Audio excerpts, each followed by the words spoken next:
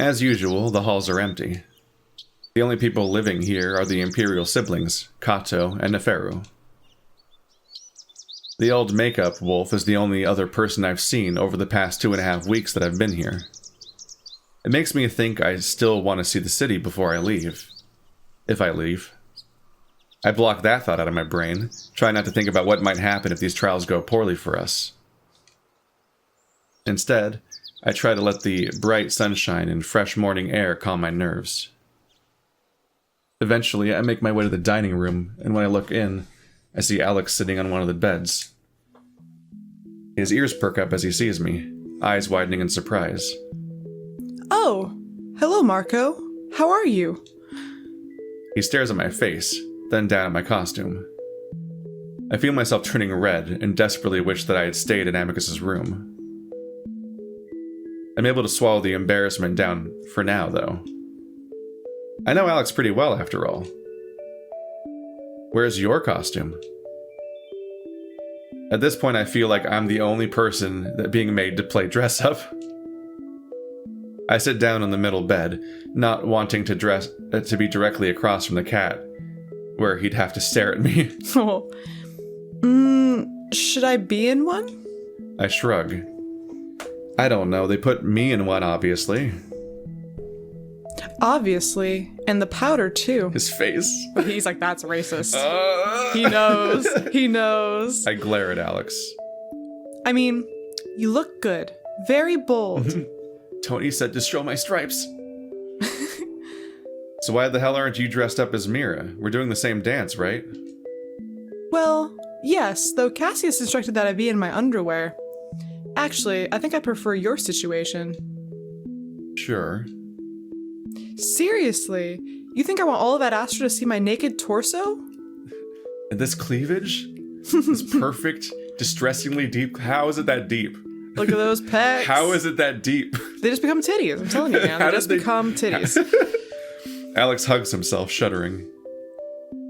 It's so embarrassing. I sigh and sit back on the bed, only now noticing that Cassius is on the screen, playing some sort of brass instrument that looks to be vaguely in the shape of a French horn. It sounds nothing like one, though. The volume is low, but I can hear the raspy, sputtering sound it's making. Not pleasant to my ear, but then the idea of what music and dance is seems very different from Earth. It's like a didgeridoo. Oh no? Well, I'd prefer being half naked. If this is my introduction to the moon, why am I covered up like this? I'm pretty sure they'd rather get a better look at what I actually look like. No, because you're ugly, naked mole rat. Oh. But as I'm saying that, I wonder if maybe that's why Amicus had me so covered up. Cool, now you get to have a complex about yourself. Enjoy! The dress looks very good, actually. It's the makeup that surprises me. I suppose it's very... Wolven to do something like that. Racist. I look at Alex, frowning. Wolven. Is this offensive? Maybe just a smidge, but not to the wolves, so you have nothing to worry about. The Hindos don't talk to Adastra anymore. Oh, oh my god. I want to bury my face in my hands, but I can't with all the makeup on. On top of that, it's starting to itch. This is so stupid. Alex chuckles. It really is. The wolves are so obsessed with spectacle and drama, which is why the trials are used instead of elections, or even just sound judgment from a council. Alex gestures up at one of the screens. It's an Adastran holiday right now, so everyone can watch this. Cassius has finished his little song, standing up and bowing. See, we're so archaic. Like, I was gonna say, we deserve to get wiped off the face of the universe, you know? They're not doing good. Along the right edge of the screen, 5 little boxes pop up, each one containing the faces of 3 wolves sitting solemnly side by side. Though, in a way, the people are having a role in choosing their emperor here, with their elected triumvirates making the decision. But then I don't understand why song and dance should apply. Representational democracy. How do you elect someone based on their taste in music, though? That is the most... Yeah, their taste in dance. There's so much abstraction there. Like, I want to vote for the person who will speak for me in terms of how they'll respond to Amicus's French horn. This guy is my perfect candidate, and he believes everything I believe in, but he really likes pop country music, and I don't know if I can pick him. Chew tobacco, chew tobacco, chew tobacco, spit. Jeans. Just one word.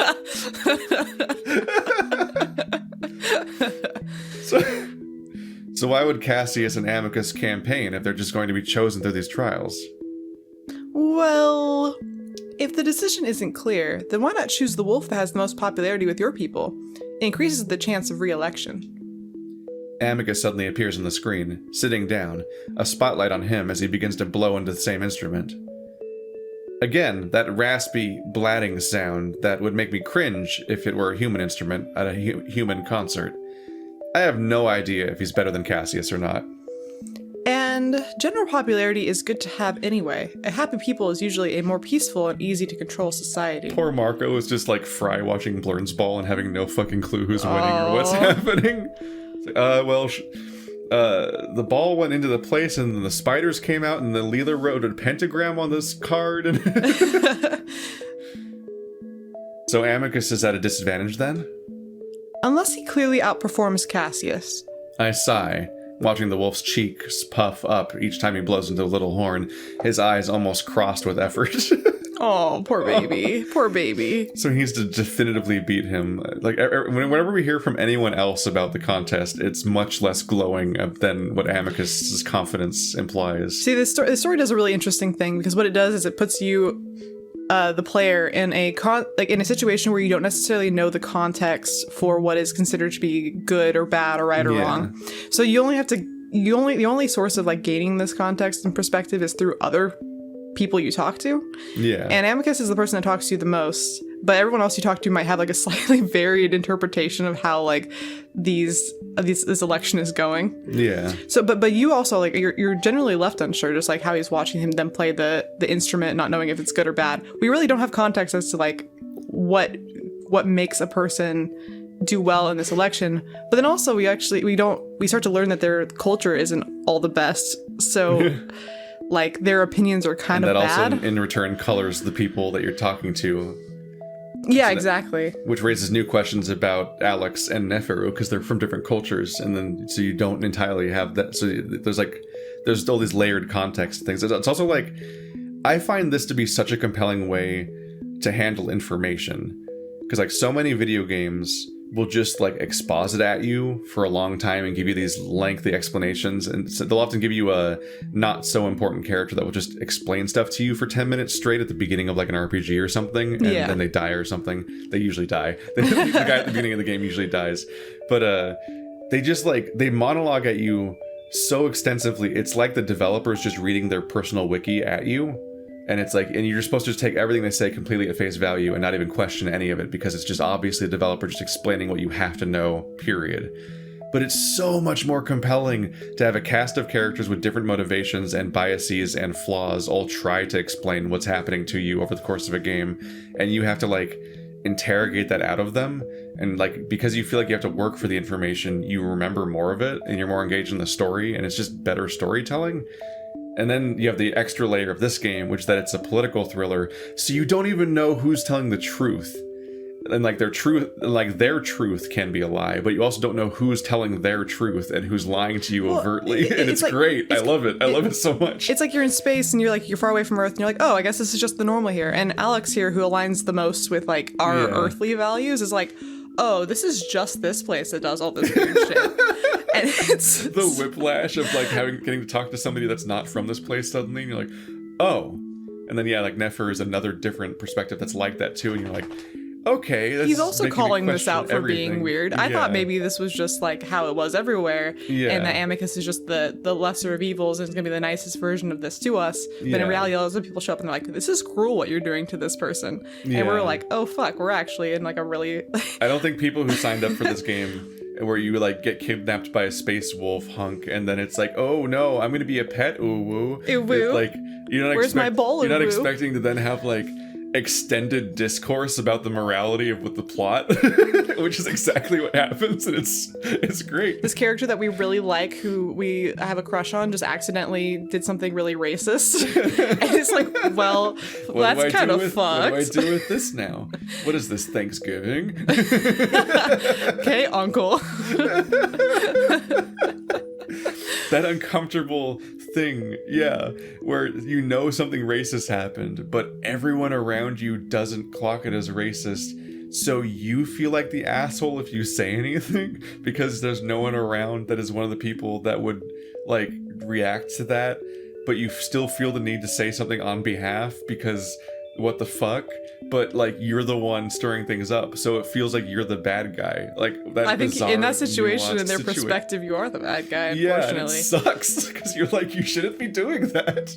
You shouldn't say that. What the fuck? What can I say except we're white? Yes. Sorry. I have bad news about white Thanksgivings. Yeah. They're not what anyone hopes they are. It's not my favorite holiday by far. No. I saw... Oh yeah, crossed eyes. I guess you elect your officials? Yes. He looks so proud. So does most of... I find myself almost saying the name of my planet again. Oh, I thought it was a question. So does most of, as in like Earth. Mm-hmm. Not like... I thought he was doing a leading question about the other siblings. It's harder and harder to keep the secret from Alex, especially as our relationship has become so casual. Our tribes. At least I think that's what they are on the Simian planet. I just have to hope that Alex doesn't actually look it up. But he continues on like he didn't notice my pause, like he always does. He's very good. He's very smart, this cat. Anyway, despite the competition, I still consider you a friend, and I hope you feel the same. Maybe we can have lunch in the garden soon, no matter the result? Yeah, let's do that. Wonderful. We sit in silence for another 10 or so minutes, watching as Amicus finishes his horn playing. Then Cassius takes the spotlight again to begin singing. It's actually just howling. Cass's head leans back, muzzle tipped towards the ceiling, looking just like a wolf on Earth as it howls to the moon. I think he's saying words, but I can't really understand, especially with the odd, high-pitched tone it has. Meanwhile, a little gauge pops up on the bottom screen, a needle going back and forth with the pitch of the howl. They want that indicator to stay in the middle. It represents better control over their song. It's short, only a few minutes before it's Amicus's turn, doing much the same as Cassius, except his howl is deeper, fuller. A lot better, I think. I also like to think that the needle stays in the middle more often than it had for Cassius, but I'm not sure. Toward the end of Amicus's song, Com's voice cracks gently over our heads. Alex, Marco, the dance begins in 5 minutes. Please proceed to the throne room doors. My heart skips a beat as we both stand up, Alex leading the way to the hall. I wonder if he's nervous too. Hey, he's in his undies. Even though he looks calm, his tail lashes back and forth as we walk. I don't try to talk to him, feeling like we're both a little preoccupied with our own thoughts right now. We get to the big double doors and wait side by side. Alex's paws are folded neatly in front of himself, so I do the same. I try to breathe evenly. I've never been good in front of big crowds, and even though it's technically only Kato in there, I can't forget the fact that millions of people are going to be watching. Dance tryout begins in 5, 4, 3, 2... The doors slide open and I find myself staring into a darkened throne room, the windows deeply tinted so that only a vague hint of sunlight comes through. I immediately see Amicus straight ahead of me, bathed in bright spotlight. The same could be said for Cassius, about 10 meters to his right. Kato sits on the throne, just like in my dream. I also notice Virginia and Nephero sitting next to each other on one of the benches. That alone makes me even more nervous, but then a voice comes over to the PA. Not calm, but someone else, sounding old and frail. You want to be the wolf announcer? Presenting Pet Alexios from Moon Amorpha and Pet Marco from Planet Simia. I am friend Marco. Amicus and Cassius reach out one paw, and Alex starts to walk forward on his toes, looking light and sophisticated. I quickly follow suit, trying to sort of mimic his walk. I'd never practiced my entrance with Amicus. I start to wonder if I'm even more unprepared than I thought I was. No time to think about that now. I do the best I can with my stupid, prancing walk before coming to a stop in front of Amicus, reaching out a hand to rest on his big paw. He smiles reassuringly down at me, and for some reason his presence makes me a little less nervous than I had been while waiting alone for the trial to start. We stand there quietly for a moment, but then that old voice starts up again. By now it's in a howl, high, wavering, and faint. Explorant adver viro. He starts to recite the story in the same howl, but it's hard to hear, and now that there are words... Wait, I can't understand it. He's speaking... Oh, fuck. The lingua isn't translating the song. Immediately I start to panic as I see Amicus raise up his paw. I probably have a look of horror in my face because his reassuring smile has turned to a frown. Jerkily, I raise up my hand to touch the wolf's paw, trying to stay calm. I can do this. Sure, I attach a lot of movements to the words of the song, but I remember the order of the poses, I think. Still, the unexpected blunder has me flustered and stumbling, my movements hesitant and definitely unelegant. I'm so frazzled that I don't really have time to dwell on the fact that Alex and Cassius are doing the same dance at the same time. Are we competing for Kato's and the watching triumvirate attention? I try to stay focused on Amicus, watching his movements, hoping that I might remember enough of his cues to get through all the movements correctly. My falling apart must be affecting Amicus as well. His brow furrowed in confusion, his movements also become slower, more hesitant. Oh, I hate this. Fuck. Would you like stress? I think I feel sweat running down my face, probably turning my striped makeup into a streaking mess. Several times I'm caught staring at Amicus, unsure what to do until I look over at Alex to see what he's doing. The cat looks totally in his element, stretching and elongating his body luxuriously in tandem with Cassius. Yeah, he's a fucking cat. He's gonna be a better dancer than us. We're only imitating one. The wolf isn't bad himself, taking clear lead in the dance as he dips and sways with Alex's body. Meanwhile, I fumble around with Amicus, watching as the powder on my sweaty arms smears in his fur, leaving long black smudges on his chest and arms. Oh no, I'm so stressed about this. I hate this so much. Finally, we get to Mira's death, and at least I know when this is supposed to happen, because I see Amicus reach out dramatically for me.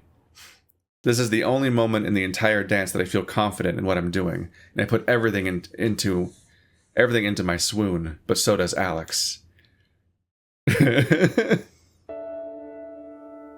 Amicus is already next to me to catch me before I start the fall, but Alex swoons while Cassius is still meters away from him, but the other wolf smoothly glides in to his side to catch him. Oh my goodness. Alex lays there in Cassius's arms, splayed out dramatically, looking somehow serene and distressed at the same time. The spotlight almost makes the pair glitter, and even I feel like there's a good deal of chemistry between the two of them. There had been a small but definite hope on my end that Alex might help us out here, maybe throw the dance in our favor with a fall or stumble, but it looks like he's putting everything into the performance. Cassius, despite his reputation of being weak, looks strong and confident, easily supporting Alex's weight as the cat dips further toward the ground. At the same time, the wolf's howl reaches a new pitch, the climax of the story. And that's when Alex turns his head to Cassius for a deep, passionate kiss. Even though Mira is supposed to be gone at this point, Alex reaches up and caresses Cassius's face, pulling him deeper. Meanwhile, their bodies press close together, Cassius very clearly grinding his hips against the cat's. The paw that's not supporting Alex. Blah, blah. The paw that's not supporting Alex instead running up his thigh, before dipping under Alex's underwear, pushing it up until most of the cat's thigh is showing.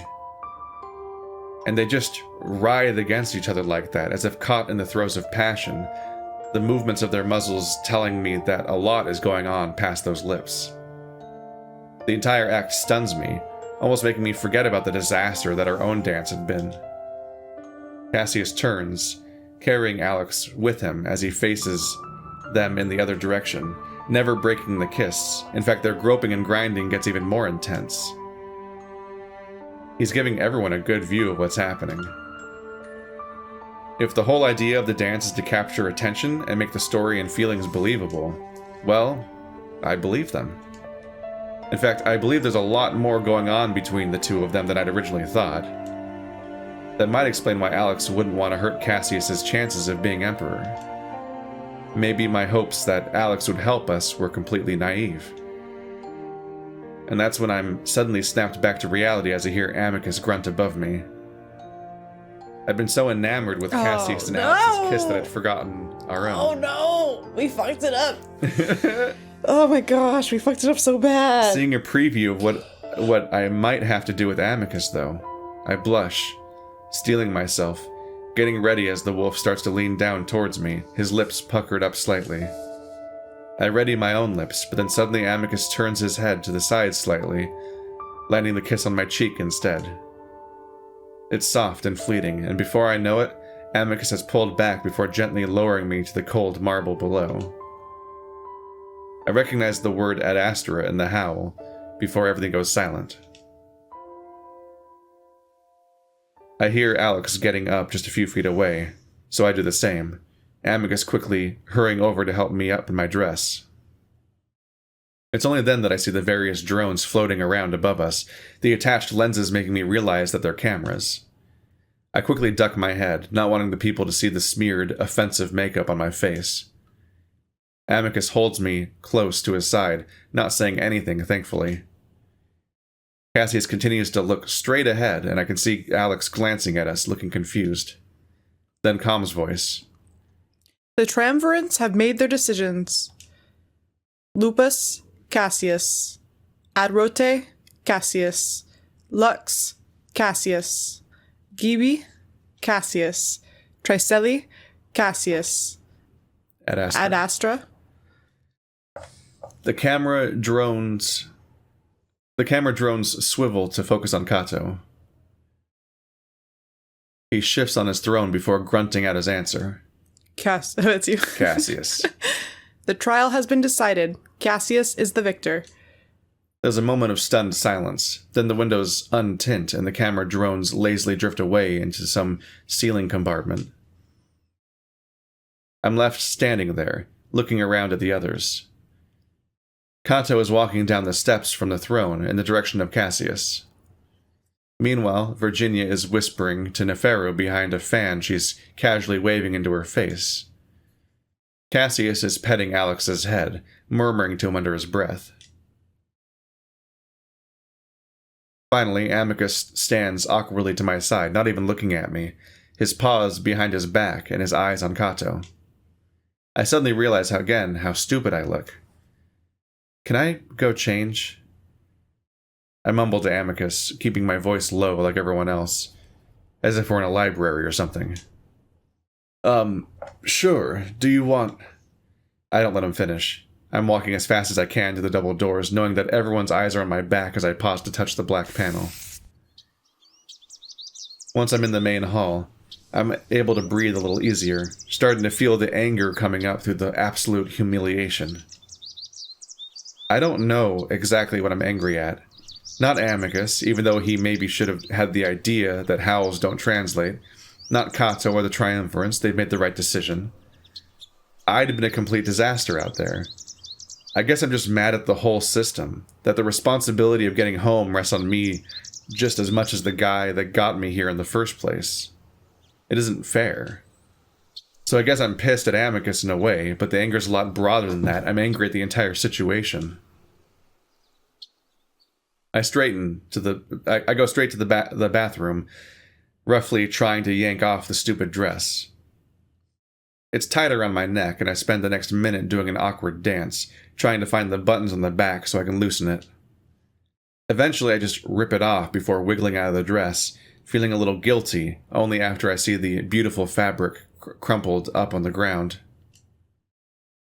I stand there, breathing heavily, sweaty and hot. I look in the mirror, and I'm a little surprised to see the makeup still mostly intact on my face.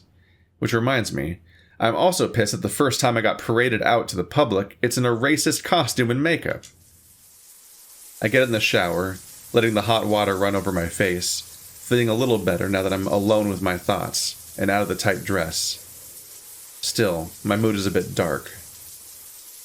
I guess now I can actually start to consider that I might be living here forever.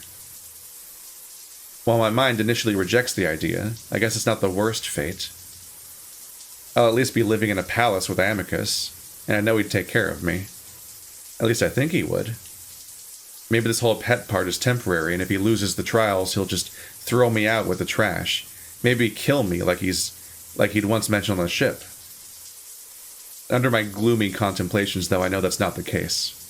He wouldn't do that, but I can't promise myself I'd be able to keep friendly with him if things really do go south. He told me that this would be easy, so many times. Even if the lingua hadn't messed up, I doubt we would have won. After a good half hour, I finally get out of the shower. I stand in front of the fans for a bit, enjoying the way it whips my hair around before I pick up some underwear off the hook and tie it on. I'm pretty fast at doing that now, not even having to think about it. Finally, I open the door. The cool air that rushes in is refreshing after such a hot shower, but I'm immediately treated to the sight of Amicus walking away from the door, probably in the middle of pacing. He immediately turns around at the sound, though, his eyes wide. "Hey, Marco, how are you?" "Great." I walk over to the dresser, opening the one that's still full of children's robes. "Really?" "Sure." I hear Amicus huff behind me. "Please. I don't want to deal with that mood of yours right now. I just want to talk." That's fair, but him telling me to stop sulking is just making me sulkier. Yeah, it's not what you do. No. Calm down. You know, I would have loved to talk, like, a week ago about this stupid trial. Imagine how much better it would have gone if I'd actually memorized the dance rather than just following cues from you in the song. I whip out a robe. Which, by the way, isn't a song. You always make fun of Earthlings in our primitive ways, but at least we actually have a variety of music. Oh, and we can actually sing, not those creepy howling sounds that sound like you're dying. Amicus frowns at me, his ears flat. "You're upset." No fucking kidding. "No, what made you think that?" "Stop it, Marco. I'm just as upset and disappointed as you probably are. Was it the cameras? Maybe Kato that made you nervous? What happened?" I'm quiet for a moment as I start tying on my robe, then suddenly Amicus's paw reaches out, grabbing my hand and yanking it away from my clothing. "What? What happened to your paw?" I look up and see the wolf staring at the palm side of my hand with eyes wide, before turning it this way and that. "What?" "Your skin, it's bunching up. Are you having some reaction to the powder? It's the thing you're talking about." It's the wrinkles. I stare at him, confused, before pulling my hand away to look at my pruny fingers. "No, I was just in the shower too long. My skin does that when I'm wet for a long time." "I've never noticed that before." It's really weird. "You take short showers." I was gonna say, I actually don't remember the last time my fingers were pruny. I guess it doesn't happen in showers, really. They have to go swimming or something. Yeah. The wolf frowns at me and then snatches my hand up again to stare at the fingers in fascination, even as I try to yank it back. At that point, I feel my mood about to take a turn in one of two directions, either exploding at Amicus in frustration and anger over everything, or just laughing. And I find myself doing the latter, chuckling at first before letting out a loud guffaw. Like a donkey. Amicus gives me a strange look before finally letting me go. "Are you sure you're alright? You're worrying me." I sigh as I finish tying my robe before flopping back onto the bed, hands above my head as I let the pleasant, cool air drift down the ceiling and blanket my body. I know I'm gonna get cold in a few minutes, but for now it feels good. Remember how you said the lingua has trouble translating some things? Yes, I hear the wolf pause as he figures out what went wrong. Heard nothing but wailing Latin in that howling noise. I had no idea what I was doing. Oh, gods. There's a heavy thump, and I feel the mattress crater and tilt sideways a bit as Amicus sits down next to me. So, yeah. Marco, I'm so sorry. I didn't even contemplate that possibility. It's fine. I don't think either of us could have. You kind of could have. I don't know. If you put a little more thought into most of these things, fucking confidence all the time. Well, I mean, you should have been practicing, like, With to music. the music, Yeah. or to the singing or whatever. They always Yeah. say, like, you're supposed to practice to that, at least when you get close to the actual debut. Yeah. I mean, I've listened to music from Cats before, and I've never had any issue with lyrics translating. I shrug. I don't know. Doesn't the lingua try to translate intention, too? Maybe I meant to hear the true language when you guys sing. It was happening while you were doing your song, even though I didn't realize it then. Oh, you heard me sing? I can hear the embarrassment in Amicus's voice. Yeah, it sounded fine, honestly. I was just being a dick earlier. I know. But still, I'm tired of you trashing on human culture. I know. And I knew that makeup was offensive, by the way. I looked like an idiot for all of Adastra to see. You looked good. I turned my head toward the wolf. Oh, really? Fumbling around like an idiot with no clue of what he's doing looks good? Amicus stays quiet this time. I stare back at the ceiling. I guess at least I'm keeping up the dumb primitive ape aspect, right? Amicus just sighs, getting up. I watch as he slowly walks over to the sofa to sit down. I have to say that although you are a very kind, intelligent person, you're very frustrating when you get into these moods. Frustrating. Just so gloomy and self-defeating. You remind me of Cassius sometimes. I pull a face. Since when is he self-defeating? He seems pretty full of himself to me. You don't know the real Cass. He very much dislikes himself. Also, don't compare me to your brother. I really don't want to be thinking about him right now. I'm just saying, I prefer you in lighter spirits. It suits you more. Baby, you should smile more. Oh my gosh, I hate that I'll shit. work on it. A long silence goes by, and with the way that Amicus is shifting around, I can tell he wants to ask me something. What is it? Don't. Amicus, don't. Oh my gosh. Well, Oh, I guess that little no. celebration is out of the question now. The dinner? I sit up suddenly, giving him an incredulous look. Seriously?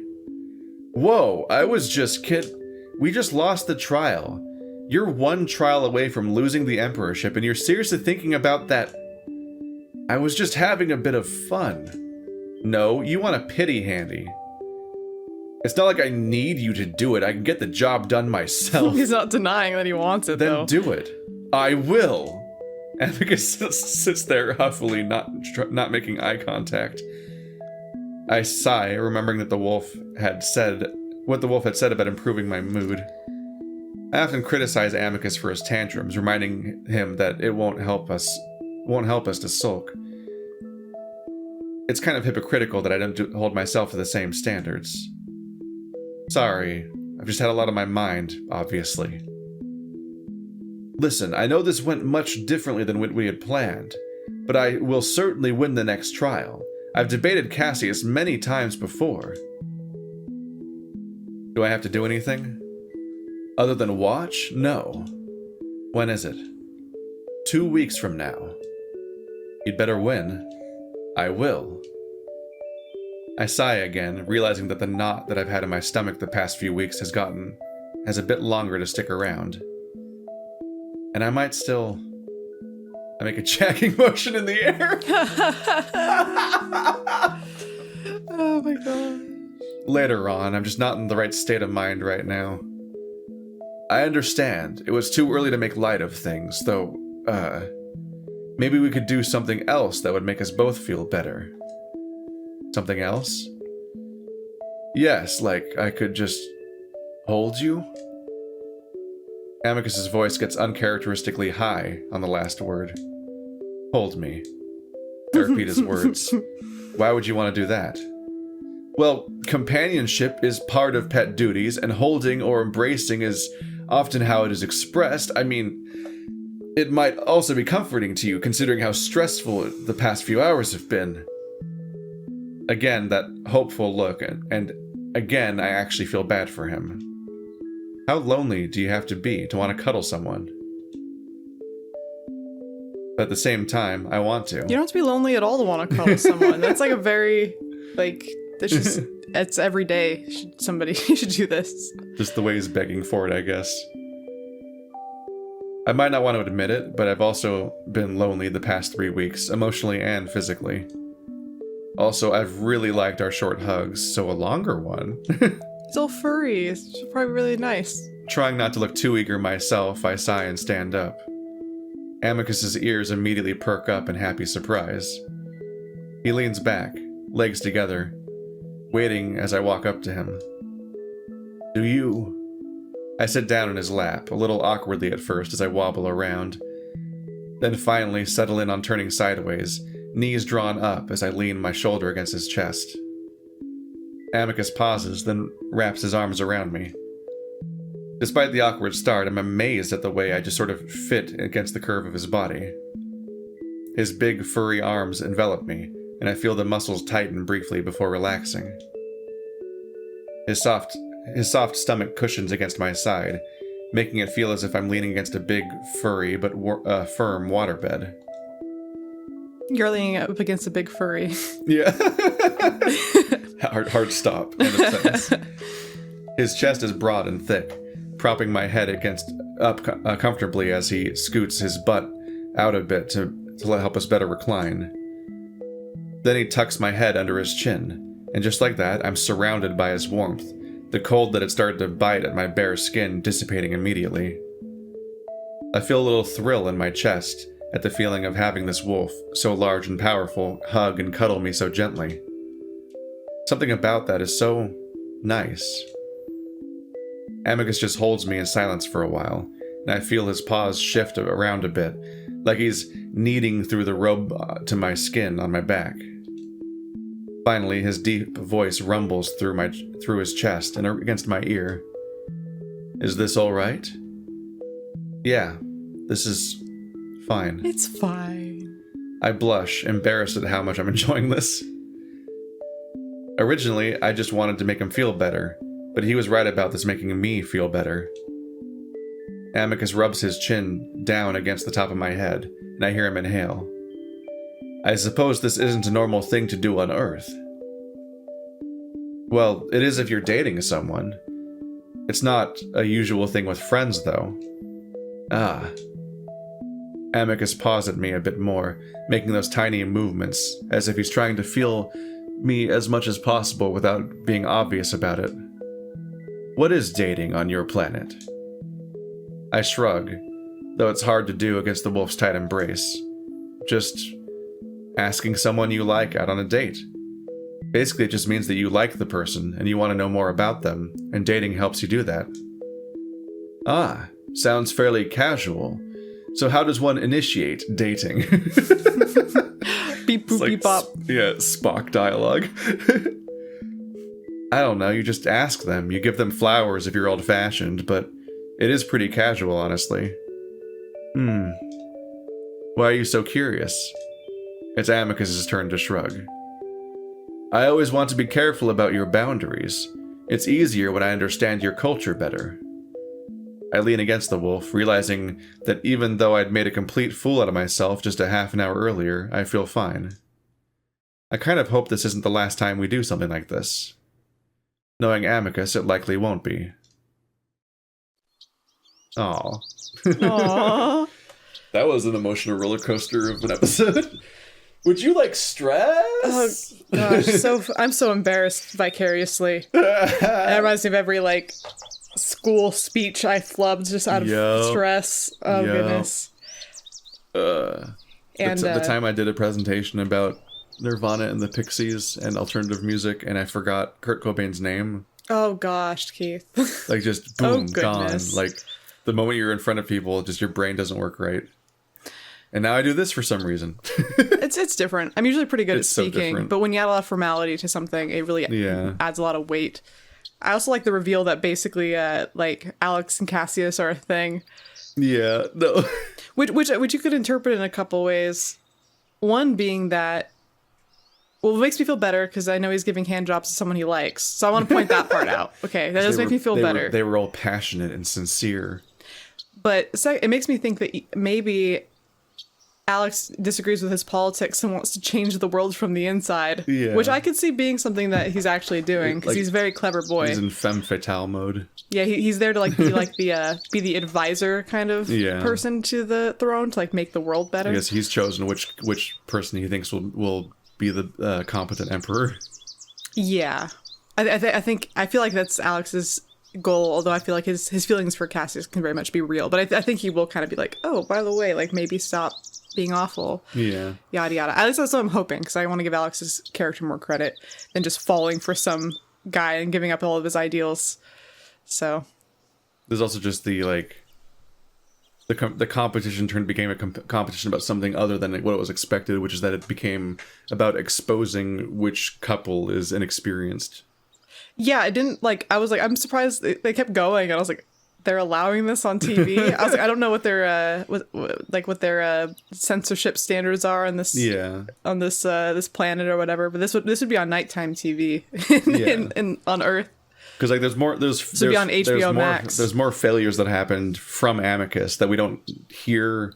There's not as much weight on it because we get Marco's narration and all the things that are going wrong in his head. But like Amicus is not ready for the intimacy either. Like he cowered away at the last minute. Like they kept it recolors the entire past interactions about the preparation, about the fact that like Amicus kept putting off preparing for this because he's like uncomfortable with the entire thing. We were supposed to kind of be in an intimate relationship already. Yeah. And we aren't there yet. He's got this problem where he like he seems to actually like Marco, which means that it's harder to do because it's not like a performance and so on, but like a thing that he actually doesn't want to fuck up. But also he has got this past trauma about being outed in the past and that going horribly wrong, so he's afraid to be gay in public, basically. Mm-hmm. And so he like him wanting to authentically proceed with Marco leads to them not practicing correctly and them not doing the kiss and also putting off starting until 3 days beforehand and so on because he's uncomfortable with it. And then in the moment he cracks and can't actually follow through either. It reminds me of like every like sitcom or like every like TV show for kids that has that one episode where they're gonna do a play where they find out they're gonna have to kiss the other person, and like usually like if they actually have feelings for the other person, it ends up ruining it somehow because they like can't proceed or like, oh, this isn't like a real kiss, it doesn't count, like it doesn't feel authentic, I can't do it, like all this stuff. But yeah, no, I think this episode highlighted how much Amicus actually cares about us. It made me cringe really hard. That really hurt to be a part of. I just can't stress how well written this is, where like every scene is emotionally interesting and has a thing that's happening, like that is the plot of the scene and that is being conveyed well. But then the characters have so many layered things going on that you're learning like 12 things in every scene, and it's really complex to the point where you could just sit here and podcast after each one. It's like there's a lot. Like this is dense. There's so many games where I finish a cutscene and I'm just like, so that happened. Yeah, like I have nothing to add. It's not textured or interesting necessarily, but like this taught us about like several characters simultaneously, just like how like the polite tea scene was like, well, here's the dynamic between Virginia and Cassius and Neferu, and like several things going on there, and the relationships between these different cultures, and also like Cassius's plans for the future, and the way that they just won't even look at you, but Neferu will, and like there's there's so much shit going on that I'm like, I don't even know how you draft this shit. Like, how many times you revise these stories? Well, You have so many things you're trying to thread through it. It's a very small handful of characters, but they're all fleshed out extremely well. Yeah. And like, long story short, to have made me cringe so hard in this last scene, I had to have actual investment. Yeah. So that, I mean, that in and of itself proves that this is good writing. So Yep. But anyway, more at Adastra. yeah, hopefully time. not as much cringing next time, or else I might crumble.